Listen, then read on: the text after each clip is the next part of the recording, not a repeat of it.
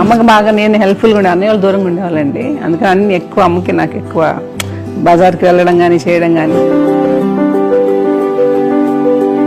అన్నయ్య వాళ్ళు చదువుకోవడానికి వెళ్ళిపోయారు ఒక ఏజ్ తర్వాత. నేను కొంచెం పెద్ద అయ్యాను కదా, అప్పుడు అమ్మకి అన్ని హెల్ప్ఫుల్గా ఉండేదాన్ని. నాకు కొంచెం టఫ్ టైమ్స్లో కూడా నీ పాటికి నువ్వే ఉండాలి, ఎవరి దగ్గర ఉండదు, ఎవరి ఇంట్లో ఉండదు, మా దగ్గర కూడా ఉండదు, నీ ఇద్దరు బిడ్డలు పెట్టుకుని నువ్వే ఉండాలి ఆమె వాళ్ళు చెప్పారు. చాలా టఫ్గా చెప్పారు. బట్ నాకు అదే ఇచ్చే ధైర్యం. ఇండిపెండెంట్గా అట్లా ఒకరి దగ్గర ఉండొద్దు, నీ గౌరవం తగ్గిపోతుంది, ఎక్కడ ఉండొద్దు. అది నాకు చాలా ఇన్స్పైరింగ్ ఉండేది అమ్మ మాట్లాడి. నాకు ఒకసారి కొంచెం ఏదో ఒక డిప్రెస్డ్ ఇదేదో వస్తే అందరి నుంచి నేనేదో సెపరేట్ అయిపోయినట్టు ఒక సిచ్యువేషన్ అది వచ్చినప్పుడు అమ్మ నన్ను పట్టుకుని she said I'm there for you always.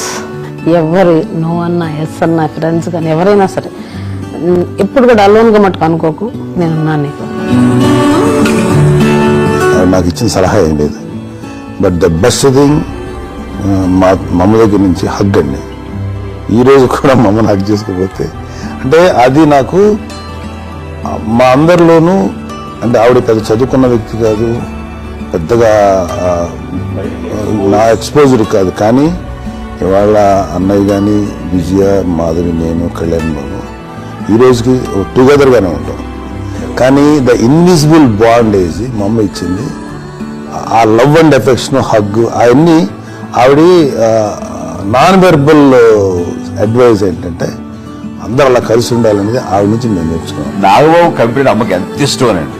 మా కంపెనీలో పెద్ద నవ్వదు కానీ రిలాక్స్ అవ్వదు కానీ నాగబాబు కనబడితే నవ్వు, అందులో అత్యంత క్లోజ్ తనే. అది చెప్పే కదా ఇప్పుడు వాడు ముద్దు పెట్టుకుంటూ దగ్గర లాక్కుంటే